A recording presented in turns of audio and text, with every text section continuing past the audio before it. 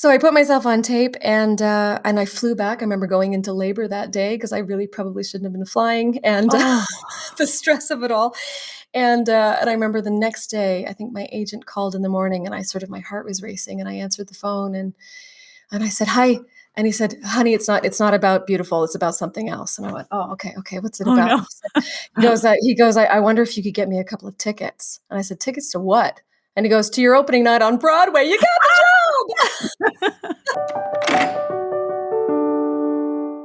Hi, everyone, and welcome to Finding Your Bliss, the show that helps you find and follow your bliss. I'm Judy Liebrack, and I'm delighted to welcome a real star to the program today, the beautiful and talented actress, singer, and artistic producer, Chilina Kennedy.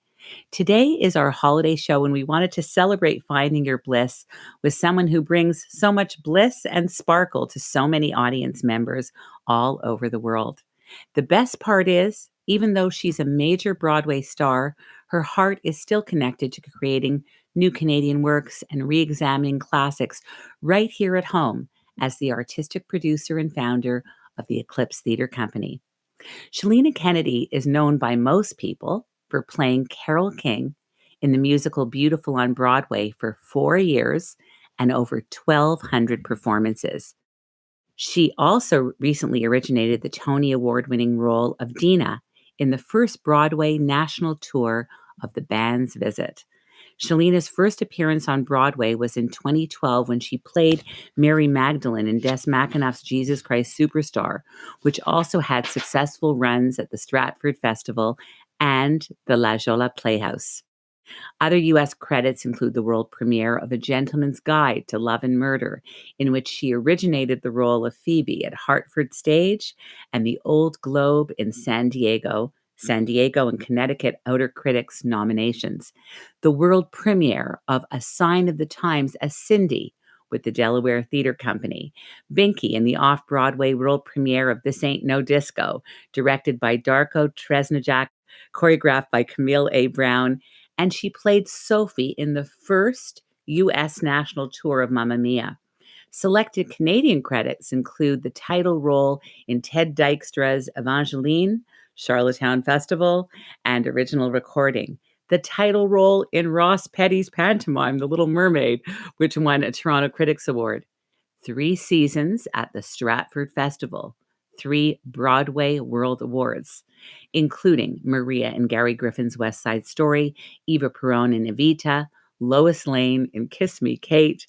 3 seasons at the Shaw Festival, the world premiere of The Lord of the Rings, Mirvish, Philia, A Funny Thing Happened on the Way to the Forum, Stratford, Toronto, Cicely in The Importance of Being Earnest at the Neptune Theatre, and the title role in Mary Poppins at Theatre Aquarius. Wow. Chilina is also a singer-songwriter with the debut album, What You Find in a Bottle, which was released in 2015. Chilina's written a new musical, Call It Love, with Eric Holmes, who's known for being a writer for The Good Fight on CBS, featuring music and lyrics by Chilina, book co-written by Eric and Chilina, and music arrangements by Rick Fox. Chilina has worked with Burt Bacharach, guest starred in concerts with the TSO, Colm Wilkinson, and Jason Robert Brown. You can hear Chilina's voice on CBC's Celebrate the Seasons and Carols for a Cure. Chilina is a graduate of Sheridan College and the Birmingham Conservatory for Classical Theatre in Stratford. She is also a mother, animal lover, and a wonderful humanitarian. Chilina, welcome to Finding Your Bliss. Thank you so much. Thanks for having me. Chilina, wherever you go and wherever you work with directors, castmates, producers, critics, and even students alike have the same thing to say about you, which these are the words that come up. Words like gifted, star, she shines, dazzling. I've loved everything I've ever seen her in.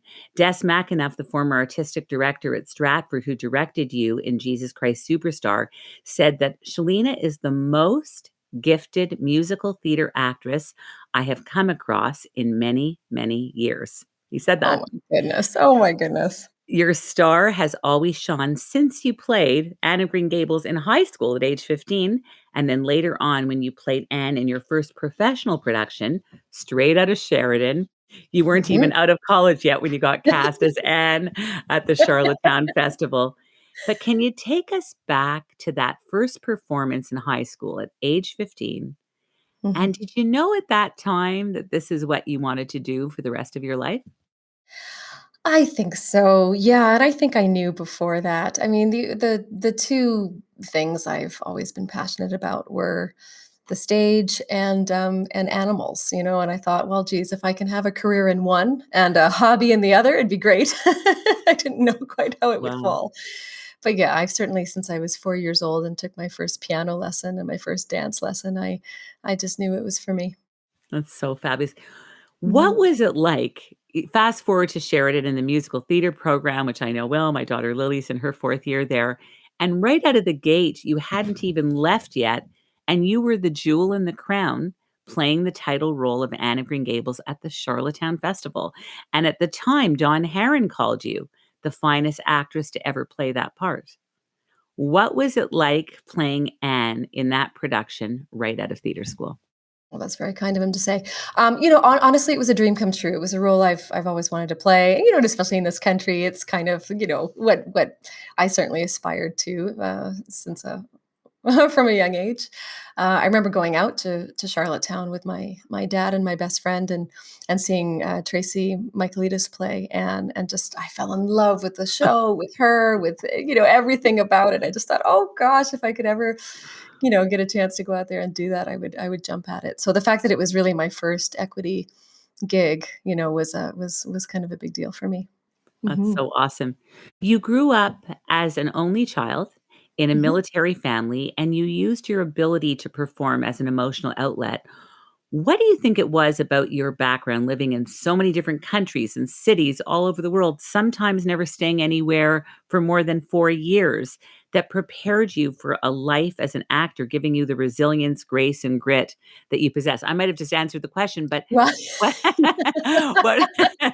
what what do you think it was? Was it difficult for you? Was it something that you embraced?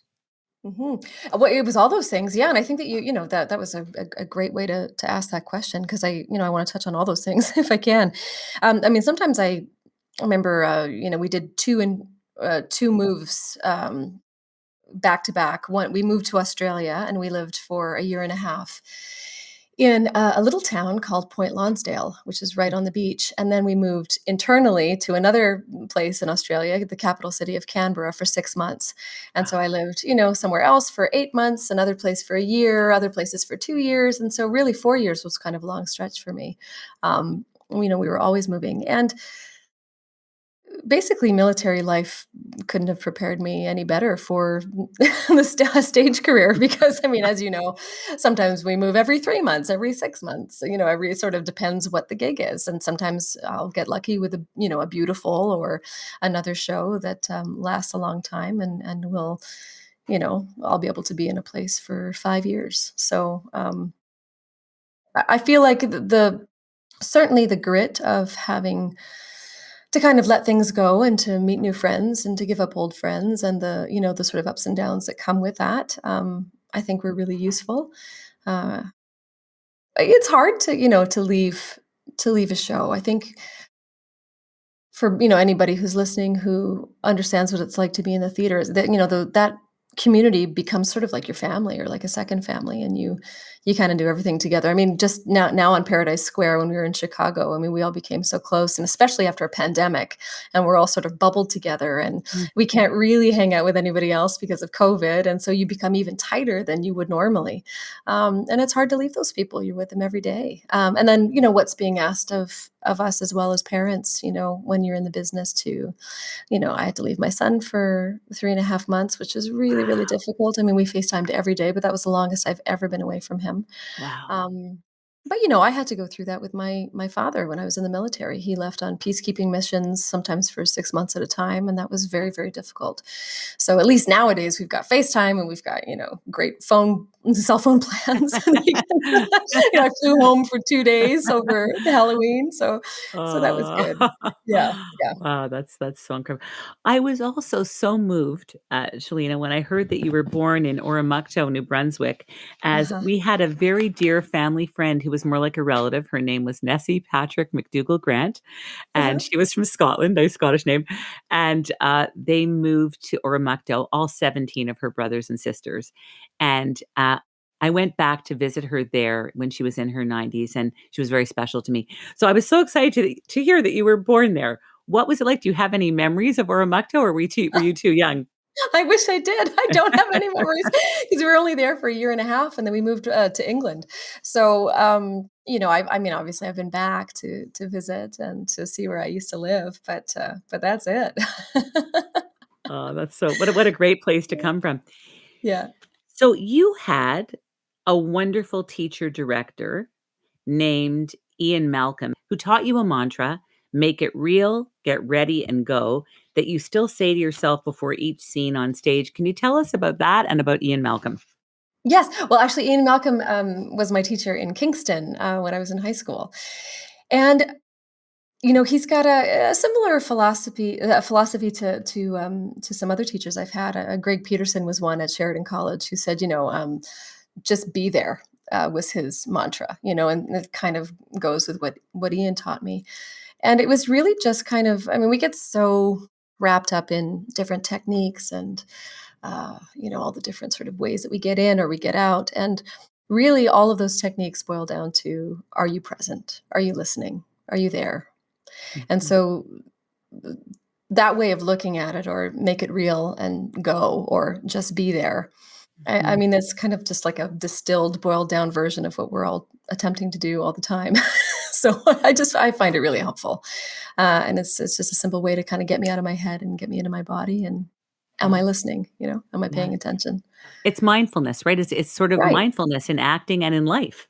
Well, and And that's such a beautiful thing to say because that's what we're trying to do, and that's why I feel like meditation and, yoga and mindfulness, deep breathing, what we did before the show, I mean, yeah. what I do all the time before all of my shows. I mean, I find that meditation has been the greatest tool, in fact, Wow. for acting, and, that's what I always tell my students. I said, "If you can learn how to meditate, if you can learn how to be in the moment, if you can learn how to use body, mind, awareness, if you can drop into your breath, drop into your feet." I've given advice to people who've had to give, stressful speeches, or where they've been emotional. They say, "How do I get through this?" I say, "Find your feet." I say it to myself, "Go back to your feet, go back to your hands, go back to the center of your breath." I mean, all those things have been very helpful for So me. lovely. My daughter, Lily Liebrack, who actually did showcase in a master class with you, said that you are the most kind and generous soul. She loved working with you, as did all the other students. And you helped all the students learn how to take a moment before you perform. Can you tell us about that moment and what that moment is for you?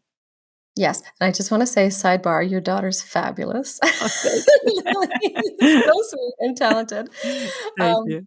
yeah, she's a joy to work with, my goodness.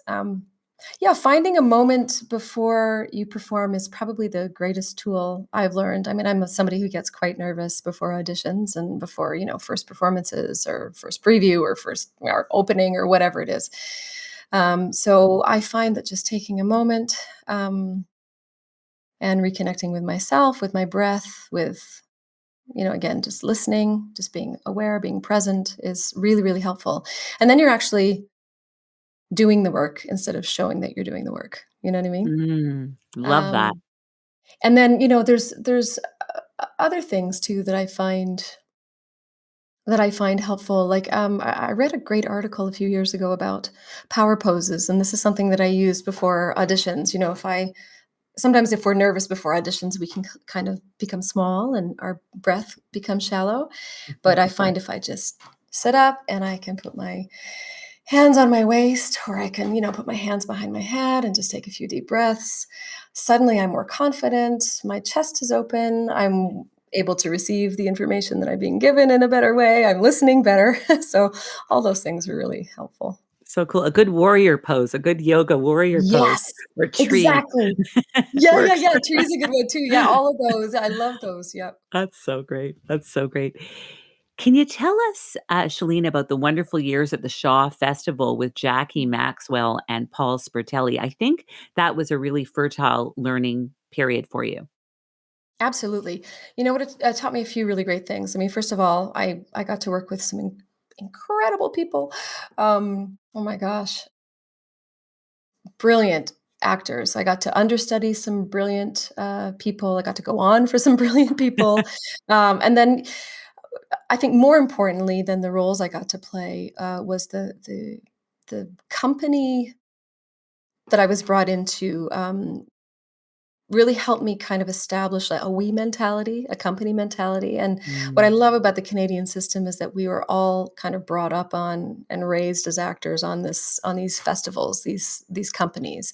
So mhm, it's less of a star system and more of a community, you know, mhm, and when I was at Shaw, there was still sort of this mentorship, you know, the classes, but also mentorships going on at the same time. And I really, really appreciated learning from really everybody there. Jackie gave me some lovely opportunities. But like I said, the real learning happened with my own, I guess my humility, you know, in allowing myself to really be taught and brought through the paces. You know, some of these mhm. people were just extraordinary. And Wow. yeah, and what I learned just through observing, because I think that's something that I don't think is lost yet, but I think we're losing it, is the, kind of unplugging from the cell phone and spending Mhm. time in rehearsal just watching other Yeah. people, because there's Oh, a mountain to learn just from being still and silent and opening your eyes and your ears and heart and watching the way that they work. it's so true. That is the best learning sometimes is not doing, but watching, Exactly, yes. you Yeah, know? and you know what? Carole King talks about that in her books. This is one of the big things that I took away from her memoir was she said, "The most important thing that I ever learned was when not to play." She said, "Everybody, especially when you're not in an ensemble or a band, whether it's an acting company or music, it's I think it's all the same, but to learn when to support, when to just lay back, and when it's your time to shine, because everybody always has a time to shine, and sometimes it's yours and sometimes it's not, and Yeah. then you get the best possible mix and sound." And that's also what I loved about that time period, right, is everybody in a very humble way, most of the time, you know, contributing to the greater sound, right? Like Joni Mitchell, uh, Carole King, James Taylor, like they all sang backup and on each other's albums, and they played on each other's albums, and they were all contributing to this sort of greater movement and sound, you know, and it wasn't really about the solo performance as much as it was about the community. So great. Spoken like a wonderful Canadian too. That's that. Then Stratford Festival happened, 2009, where you were really shot like catapulted to stardom playing the leading lady Maria in West Side Story. And you've really worked everywhere from Shaw to Stratford to Charlottetown, Theatre Aquarius. I said even Ross Petty's pantomime. And of course, you made it all the way to Broadway and beyond. And I think one of your most pivotal roles was when you played Mary Magdalene at Stratford in a production of Jesus Christ Superstar, directed by Des McAnuff, who, as mentioned earlier, said you were really one of the most gifted musical theater actresses that he's come across in his career. What was it like working with Des? And did you know at the beginning of this production that this was gonna be the start of a whole new world for you? Well, I think any project that Des is, associated with, you always sort of hope that this is gonna be the big one, you know, that takes over. In fact, Josh Young and I used to joke. So Josh played, Judas in that production, and he was nominated for the Tony, that year, and he's American, and so, you know, he was one of the only Americans in Stratford, and he had come all the way, you know, when he was sort of done, he's like, "Look, I've tried to get to Broadway for years, I don't think it's gonna happen for me, and so I'm gonna settle in Canada." Then we were laughing. I was like, trust it being Des in the Stratford Festival that would take you to, you know, to Broadway where Wow. you didn't think you were gonna, and then also get him a Tony nomination. So anyway, we always had a good chuckle about that.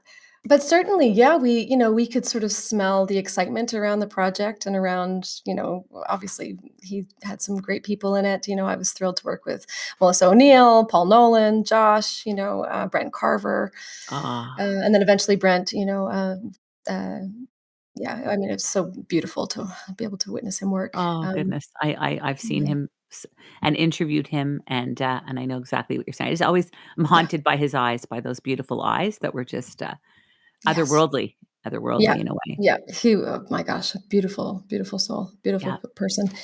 Anyway, so, yeah, obviously, I felt very, fortunate to be surrounded by those artists.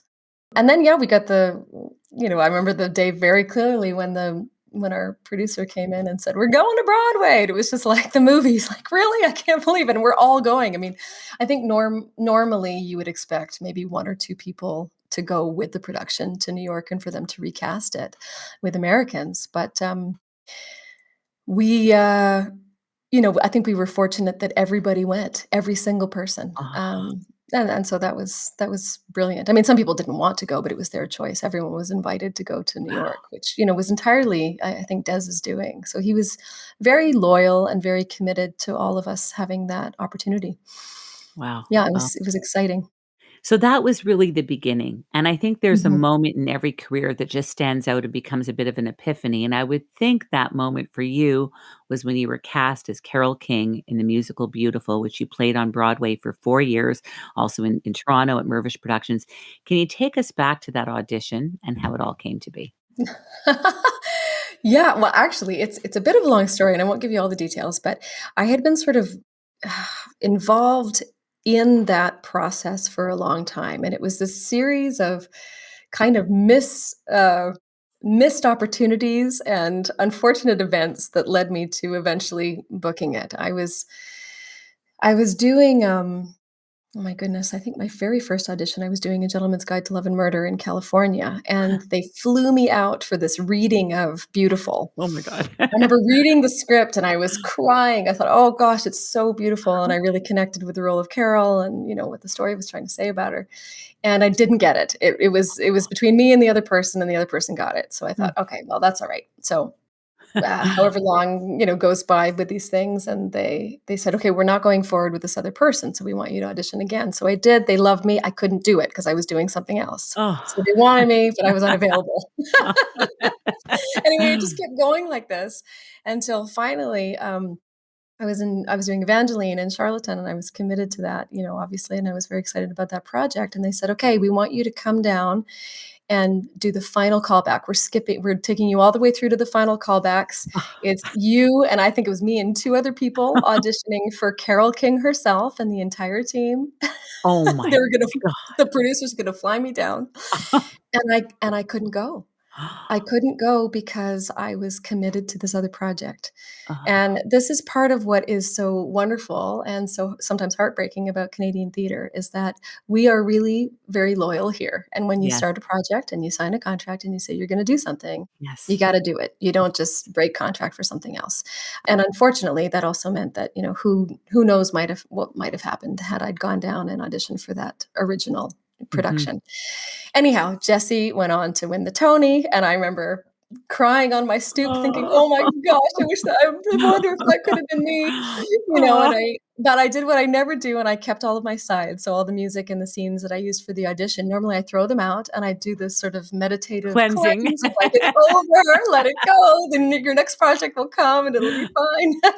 So I kept it and I put it away, I hid it in amongst the rest of my music, and I just thought, "Fingers crossed, it'll come up again." And I remember the day that my agent called and said, "They want you to come in and replace Jesse." And I said, "Don't you do this unless they're serious. Please don't dangle this in front of my face again," because it's been now, a couple years that I've been involved with this Oh. process. So anyway, I went down, I think I was 8 months pregnant, and I flew Oh. down and I put myself on tape for Carol because everyone had sort of signed off on me, but Carol wanted to make sure that she was happy with me. So I put myself on tape and I flew back. I remember going into labor that day because I really probably shouldn't have been flying and Oh. the stress of it all. And I remember the next day, I think my agent called in the morning and my heart was racing and I answered the phone and I said, "Hi." And he said, "Honey, it's not about Beautiful. It's about something else." And I went, "Oh, okay, okay. What's it Oh, about?" no. And he goes, "I wonder if you could get me a couple of tickets." And I said, "Tickets to what?" And he goes, "To your opening night on Broadway. You got the job." Oh my god, tell the And I story. just started crying. I couldn't believe it. I just couldn't believe it. I just thought, "Oh, well, some things are just meant to kind of come back to us." And I thought, well, the timing didn't work out at the beginning, but then it did in the end. And I was so, so grateful. I got to do the Kennedy Center honors and I got to sing with Aretha Franklin and Oh, Carol and James Taylor and all these people. And I mean, the amount of opportunities that came my way because of her, because of Carol, and because of that beautiful show. I mean, some of the best times of my life. I got to meet, oh my gosh, I got to meet, Paul McCartney. I mean, just the oh. amount of be on the Today Show, sing with Carole King. I remember when I signed my contract, I thought, "If I get to meet Carol, that'll be, a dream come true." I mean, Oh. I just got to do that and so much more. I was so lucky. Oh, so wonderful. Well, I saw you in that performance. I saw you in one of those 4 years and was blown away, like, beyond, and you got an email from Carole King. You didn't even believe it at one point, and then she said she was coming in April, but you didn't Yes, wanna that's right. know what date, which is probably very smart, Yeah. and she came in Yes. disguise. Yes, in disguise, in a wig and glasses. And what happened when she came backstage to see you out? You had quite a connection with her. I did, yes, yeah, it's funny because I did have that email in my inbox from Carol Dash, and I thought, "Oh, I don't have any friends named Carol." "Oh my god, it's Carole King," you know? And then we had a joke running in the company because every time there was any commotion in the audience, if there's a celebrity out there or something, everybody's like, "It's Carol, she's here, tonight's the night," and then I would have a heart attack. So, yeah, the producers called us into the green room, and I thought, "Oh my gosh, is this the moment?" And then, they came in to say what a great job we were doing, and they said, "We've got somebody special to introduce you to. It's my grandmother," I think somebody said, and in walks this little woman with a black bob and glasses, and then she goes, "Surprise, it's me." Oh. But, at first, she addressed the whole group, and there were quite a lot of us there, and she didn't make eye contact with me at first, and I thought, "Oh, no, she didn't like what I did, or she didn't approve of my take on it or something." I didn't know what was going on. And then once she was done addressing the group, she locked eyes with me, and then she started to cry. And she walked forward and she put her arms around me. Oh my god, I'm gonna cry just talking about it. And I think we held each other for about 2 minutes, and she just sobbed into my shoulder, and I don't think I'd ever realized how vulnerable it was for her to have her story on stage, and, Yeah. I was only the 2nd person to play that role after Jessie, and I'm sure and Jessie did such a beautiful job. I'm sure everybody was a little nervous about, well, who's this girl and what's she gonna do with it? And I think, Yeah. she was pleased, and I was just so Oh, grateful that she was happy with what I did and that she felt that I represented her to the best of my ability. isn't that wonderful? Isn't that wonderful? She was And so lovely. Yeah, mhm. and I can't even imagine what the preparation for this role might have been because and how intense it might have been because you've said you're not doing an SNL impersonation. You're creating a character who we all know, Carole King, who's, iconic, and you wanted her to be recognizable, but you also wanted an honest likeness, but you wanted it to be you. What Mhm. was involved in your research to step into the shoes of Carole King, and how did you immerse yourself into becoming that character? I watched everything I could possibly watch, and there's not a lot out there because she's quite a shy lady, and I don't Mm, think a lot of people know that. So, you finding interviews, it's a little difficult, because she's quite a homebody. She liked to be at home with her kids, and she liked to write music, and she wasn't really kind of um, a spotlighty kind of lady. So I watched, as many documentaries as I could find, as many interviews as I could find, performances. She's really got her own style. mm, And so, watching her body language and the way that her inflection is very particular. mm, And I worked with a vocal coach and a dialect coach because she's got not a very strong Brooklyn accent, but it's there. You can kind mm. of hear it in certain words. And then when she came to see the show, she took me through this. She's got a very particular way of playing the piano. So we Wow. sat together after she saw the show, and first of all, she told stories. Oh my gosh, her stories about Jerry and her writing together are Oh. hilarious because I guess she describes him as tone deaf. She's like he couldn't sing at all, and he had this very very strong Brooklyn accent. So she said when they were doing, Up on the Roof, it was hilarious because I guess apparently he came into her, or into their writing studio or whatever, and he was like, it goes like this, when this old world starts getting me down, and then she would be like, "Oh, da da da da da da da da da," like she could hear what he was trying to do, and then the two of them Aw. worked brilliantly together, but the way that she talked about it with so much love and humor and, Aw. sweetness, and they continued working together after they got divorced, and I love that. I love their I mean, I met both of their kids and, her grandson, was playing in the band, he played guitar, Ah. and so I feel like I just got to know some of the family, and they're all so close and so generous, and they're kind of everything you want them to be and more. They're just that, Ah. grounded and cool and generous. So, yeah, and then she taught me how her style of playing piano, so it was really interesting to, first of all, hear the stories through her sense of humor and her lens, and hear her talk about those people, and then also get to see her style up close. What a gift. What a gift. And everyone, our listeners are in for a real gift right now because Chilina Kennedy is going to be singing for you right now. You've got a friend. Do you want to set up this track for everyone? Well, I mean, I think everyone knows the song, and, this is sort of me at home just singing it with the track that our wonderful, uh, Tony and, oh my goodness, God, he's, multi-award winning musical director, Jason Howland, sent me, so I'm singing along to that. Awesome. Let's have a listen to You've Got a Friend by Chilina Kennedy.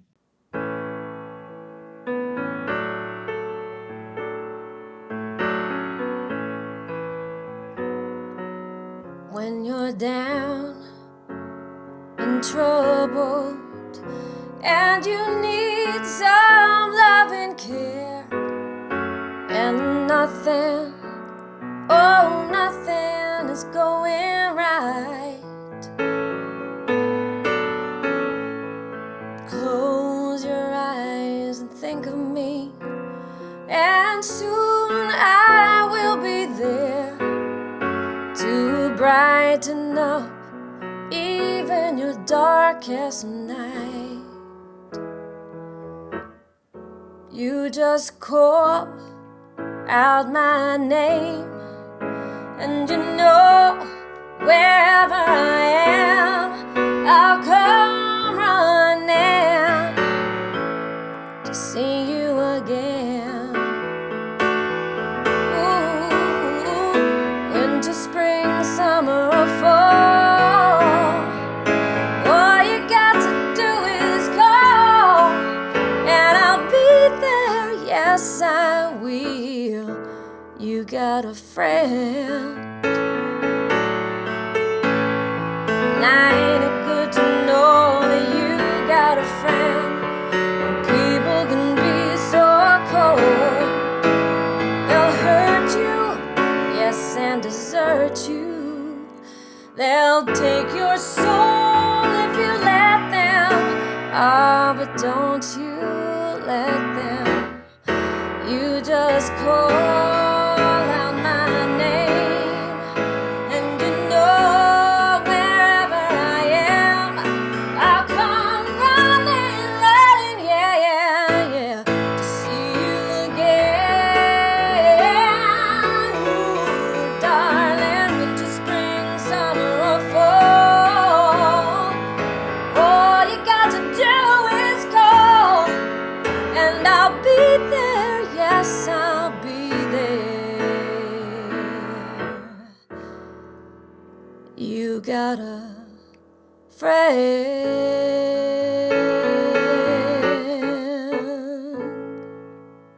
Wow. That was so gorgeous. Oh my God. Thanks. So gorgeous. I could hear that over and over.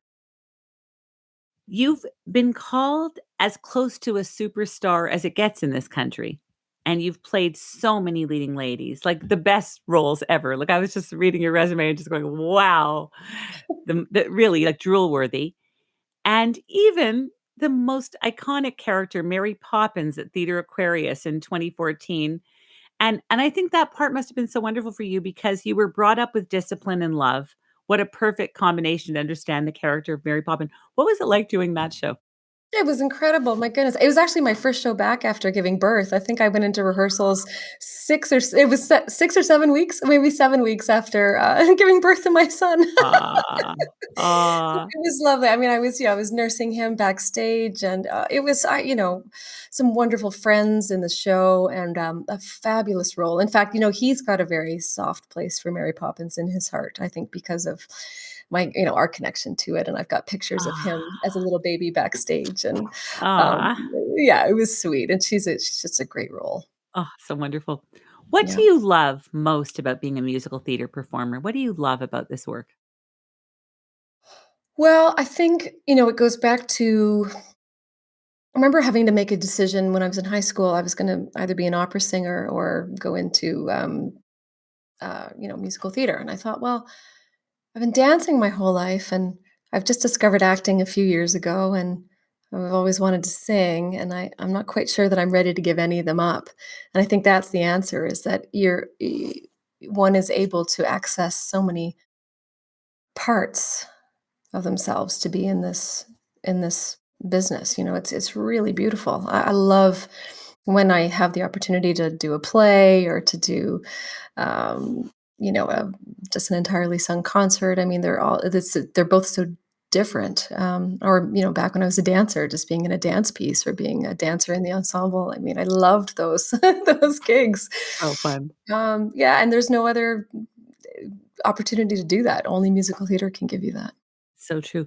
You play every instrument, you sing, you dance, as you just mentioned, and now you even direct and produce. You immerse yourself really in every aspect of the theater. And now your latest brainchild is as the artistic producer of Toronto's Eclipse Theatre Company, which you launched in 2018. Can you tell us about your vision for the theater company? Well, and one of my biggest, goals in life and my biggest passions is, Canadian theater, and I think it's important to, take what we learn when we're away and come back and infuse, our own community with that, and I think that's what so many people in the business do, and in this or in our Canadian community, and so I get very excited about new Canadian work and about Canadian artists and all of these incredible people coming out of these wonderful schools, Sheridan included, and yeah, I just want to contribute to the theater ecology in this country, and I think that was the best way that I knew how to do it. So fabulous. Well, I was there. I was blown away by your Eclipse Theater Company production of Sunday in the Park with George, which happened right before COVID began. I was just talking about this with Charlotte Moore, who was just on the show, and she was in that Oh, production. So lovely. And what was it like for you to be on the other side teaching young artists and creating theater? And even in that production, there were Sheridan students in the production. What do you love about being on the other side? Because I know you were still very much a musical theater performer, mhm. as I said, a superstar in this country, but you got to play that other hat. I learned so much. I've learned a lot being a producer, and obviously surrounding myself with people who really are fantastic at it and learning from them. And I think it's really about look, the world is full of people who, you know, talk about doing things and then who talk about them and then do them. And so I thought, well, I really want to be one of those people who, I want to put my money where my mouth is, and I want to be able to create opportunities for Canadians and for music, people in who are writing or performers or whatever in this country. I just want to create as much opportunity as possible. And so it was exciting to be able to I love to be able to say, "Look, this is our goal, and I'm gonna raise this money, and we're gonna do this. We're gonna produce Wow. this." And it was exciting. So really, artistically, I didn't have very much to do with the show at all. I mean, other than talking to some people and making sure everything was sort of lined up. I was more the nuts and bolts, kind of the business money end of it, which is exciting to say because I Wow. never really saw myself doing that before. It was never really one of my strong suits. But I think that given enough I don't know, I guess given enough drive and ambition and will, we can do anything. And so I thought, well, I can probably tackle this if I have the right mentorship around me. So fabulous.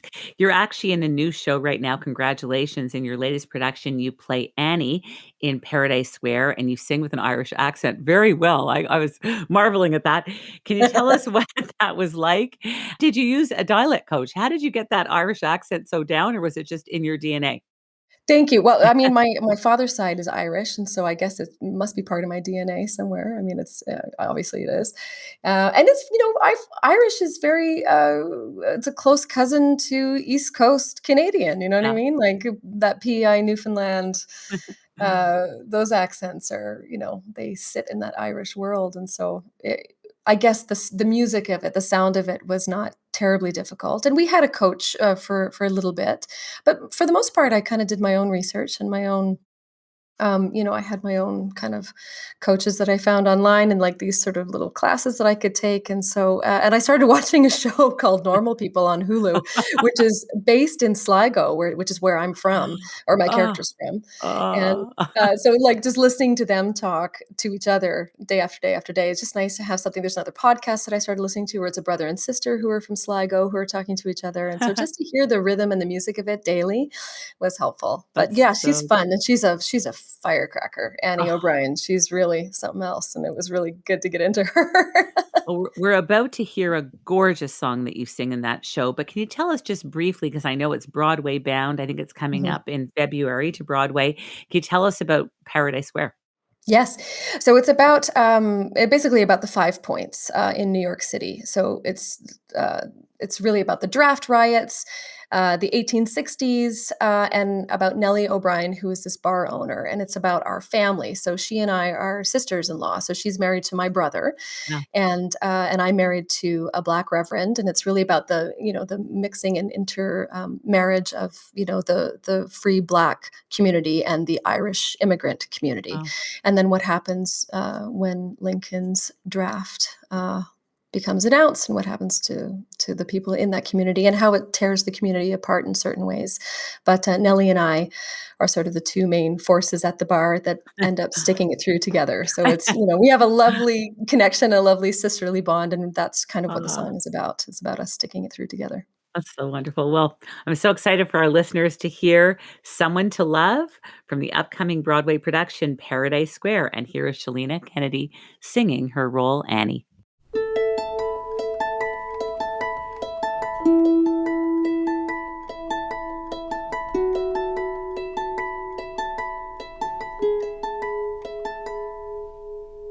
I won't begin to pretend that I know what you're feeling, what you're going through.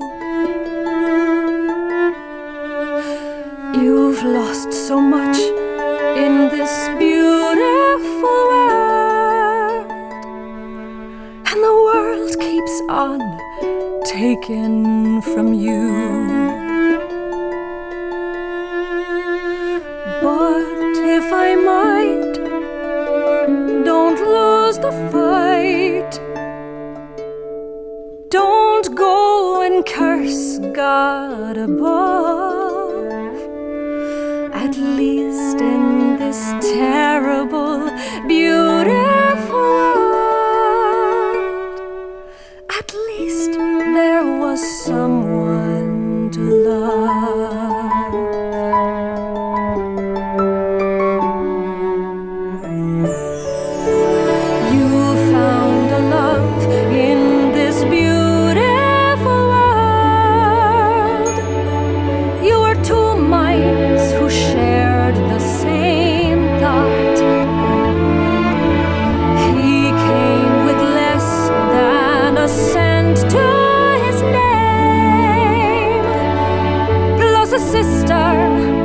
Whether you want her or not.